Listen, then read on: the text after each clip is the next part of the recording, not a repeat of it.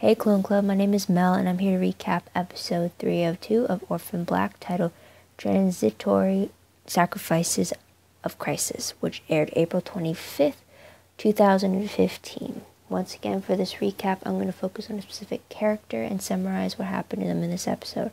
Unfortunately, many characters intersect each other's storyline, so bear with me. We'll start with Helena, since she remains to be the most isolated Lita clone in the episode, since she's still a prisoner at the military base that caters to Project Castor. Helena interacts with a few medical personnel, Miller the soldier Castor clone, and Dr. Coady, who was the older woman that was watching Helena in that wooden box in the previous episode. Helena's imaginary scorpion even appears a few times, and it had an obsession for mangoes. Anyways, Helena undergoes a few tests, but it was during the waterboarding stress test when she was pulled out because her blood results revealed that she was pregnant. Dr. Coady tries to tell Helena that Sarah had sold Helena out to the military compound, but Helena doesn't believe that. Dr. Coady shows a very high interest in Helena, and she seems determined to figure out what makes Helena a special Lita clone. Will she succeed, though? That is the question. And what makes her different from Dr. Leakey or Dr. Nealon in regards to figuring out what makes each clone special? Anyways, Allison is next, and her focus this episode was the school trustee elections. She is determined to beat Marcy in the election, while Donnie worries over their money issues. However, Allison gets an idea that could solve both their problems when Ramon, her gun dealer from episode 201, appears at the kids' soccer tournament. Allison is surprised to learn that a lot of Ramon's clients are in Allison's social circle, and that he plans to shut down his business because he's going off to college. Allison offers to buy Ramon's drug business, which he accepts. While Donnie thinks the purchase was too pricey for them at the moment, Allison argues that the drug business will ensure her a slew of loyal voters for the election, and the business will help them with their money dilemma. Donnie immediately gets on board, calling her a little schemer in a teasing manner. I was actually surprised that Ramon made an appearance, but I'm thrilled for it. I loved it when he was introduced back in 201. I just wish we got to see more of Ramon. He seemed like the go-to guy for Allison. I wouldn't even be surprised if Ramon happened to be one of Mrs. S's sketchy people, as Felix calls them. Now on to Cosima, who had the mission this episode with Scott. After her checkup, which had surprisingly good results added with it, Cosima and Scott meet with Dr. Nealon from Dyad, and they discuss the original genome of both Project Lita and Project Castor. Apparently both genomes were lost with the Duncans, and the identities of both of the originals were lost with them as well. In regards to the originals, I wonder if they are clones as well, and being the original just means they are the first clones born, or does the original mean that they were the template, and from them came the clones being reproduced through in vitro? If it's the second scenario, then wouldn't that mean that the original is older or slightly older than the clones? I have no clue, but I hope that is clarified as the season progresses. Anyways, Cosima is also the one to convince Sarah to talk to Mrs. S again, because Mrs. S is the only one that could get in touch with Paul, who they need to talk to about Project Castor. Sarah's first scene of the episode is a family-oriented one, as she, Kira, and Cal go and check out Cal's new place that he bought with the intention of Sarah and Kira moving in with him. It was a very sweet and fun atmosphere for them to have as they played indoor hockey together in the bare living room. Sarah then gets a call from Detective Bell about a case involving Castor clones Rudy and Seth. The episode opened up the Castor clones with Rudy seducing a woman only to have Seth join in partway through, and now that woman is reporting to Detective Bell about the odd behavior of the twins as they took down her identification and a hair sample. Sarah goes to meet the woman and Detective Bell as Beth, which the detective doesn't like, which is understandable, since she's basically pretending to be his dead partner. Anyways, before Sarah leaves, Detective Bell tells her that the Castor clones had the same tattoo on their left forearm of a two-headed horse.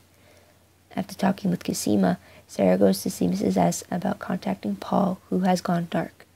Sarah isn't pleased by this news, and she's even more irritated when Mrs. S tells Sarah to take Kira and run, as Project Castor is too much of an unknown anomaly for them to fight against.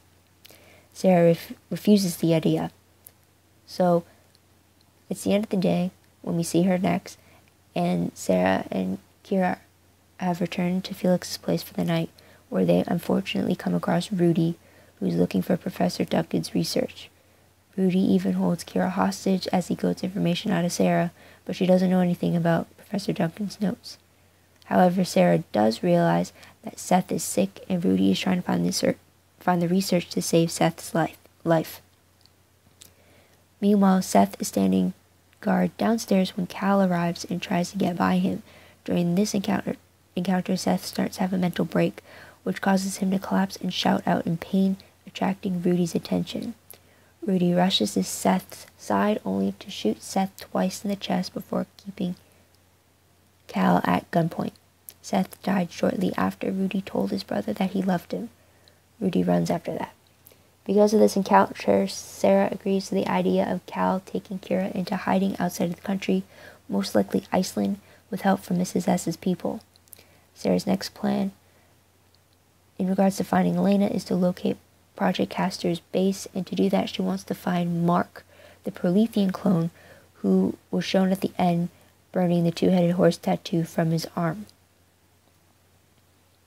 Now, I can't remember if his arm was ever exposed in Season 2, and whether or not the tattoo was actually there or not, but I'm definitely thinking about rewatching Season 2 just to be on the lookout for that tattoo.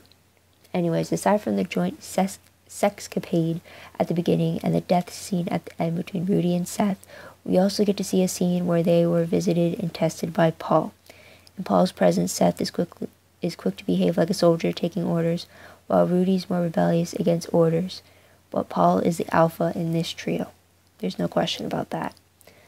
Anyways, Paul tests both Rudy and Seth with a series of scenario questions while their retina was being examined. Like, if the doctor is a fool and the fool is rich, then it's correct to conclude that the doctor is rich. True or false? And then the clones would have to answer with true or false as fast as they could. Questions like that. Rudy breezes through the questions, but Seth falters to a point that causes Rudy to become nervous. He even has to make up excuses for Seth's lack of speed for Paul, such as they've been drinking the previous night. And then Paul gives the clones individual assignments they need to complete before they return to base. Rudy even lets it slip to Paul that he's met Sarah already at Marion Bowles' house, which surprised Paul. And then later on, Seth is on the verge of another of his mental breaks, going as far as punching a car window repeatedly when he gets a call from Rudy, who tells him they are not returning to base. Reason behind that is because Rudy knows that Seth is glitching, as he calls it, and Seth even confesses that it's been happening for a week. Rudy has other plans they need to finish because of this glitching, and he ends the call while standing in Felix's place.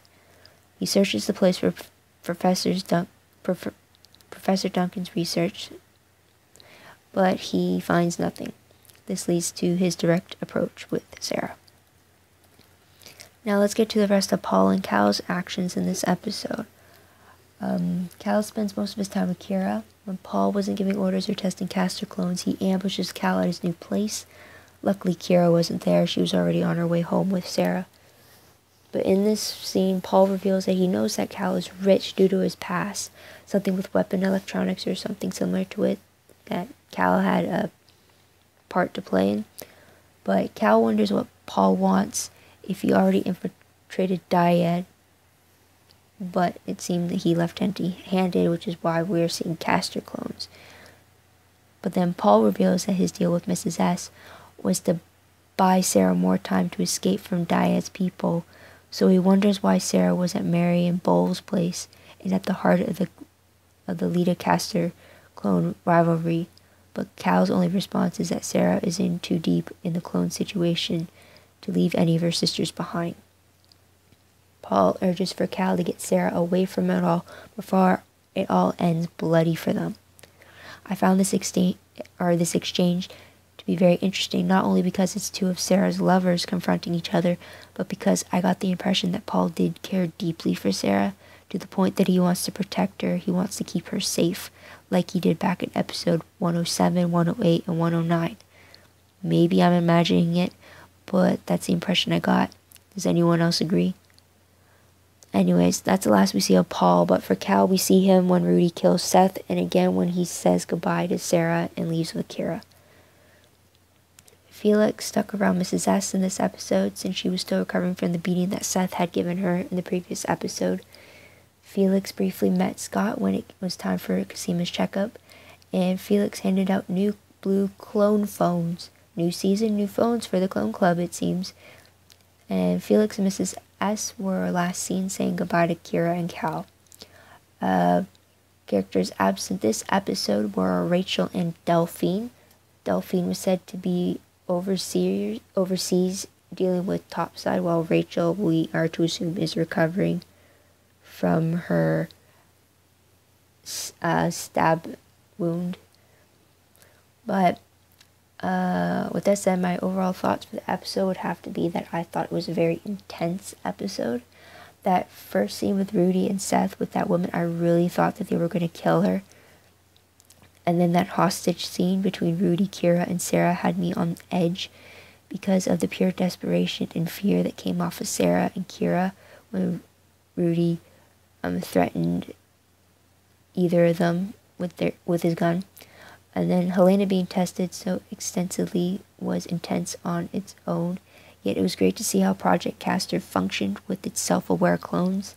That test with that retina device caught my interest, and I hope we learn more about its function later on, since the Lita clones definitely had not experienced that at Dyad. I'm pleased with Paul's return, and yet his true intentions and feelings remain a mystery to me, to a point that I miss Paul from season 1, where it was easy for me to believe that he was falling for Sarah and those emotions were driving him to protect her. Kira leaving with Cal, well, I truly hope it's the right call and Cal isn't tricking them into making that move. If it was Kira leaving with Felix, then I'd know she's in safe hands, but then that would mean less Felix on the screen, which I don't want. I love Felix, so he better stay in town with Sarah. Mark, the Prolethea clone. So many questions about that clone, because now it has me questioning everything he's done in season 2 before it was revealed that he was a self-aware clone. I mean, I could get behind that he was a clone, and maybe he didn't know that he was a clone, but didn't know that he's self-aware. That has me rethinking everything he ever did in season 2. Not only because of that self-aware status, but because the other caster clones seem to be under Paul's command. I would have to assume that Paul must have known Mark when they came face to face back in episode 206 when they were following Sarah and Helena. I never would have suspected that they had a history, or am I assuming that they have a history just because Paul has a working history with Seth and Rudy? So many questions, and it's only episode 2 of the season. So, my predictions for the next episode, which would be, well, I truly don't have any predictions. My only inkling as to whatever is going to happen is whatever is shown in the promo. I don't check the synopses for these episodes because they rarely come out before the episode airs, so I see no point to it. So I only have the promo to rely on when it comes to making any predictions. But from the promo, I do know that Allison is going to be focused on her school trustee election and her new drug business. Mark is off the grid with Gracie, so Paul is being sent back into the field under Dr. Coady's orders to protect the clones so that she could cure them. I'm uncertain which clones she's referring to, but Castor is a safe bet. But with Paul involved, he could be trying to save both clone projects I have no clue. Paul is still a mystery to me. But that's all I have to say about episode 302.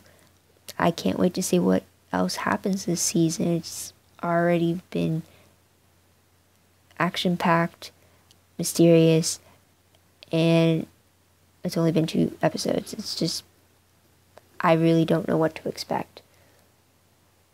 But aside from all that, thank you for watching this recap. I truly appreciate it. Don't be afraid to leave a comment below about what you liked or didn't like about the episode, what character you liked or didn't like, or tell me what you think is going to happen next. I would love to hear it all from you. Till next time, have a great day, Clone Club. Bye.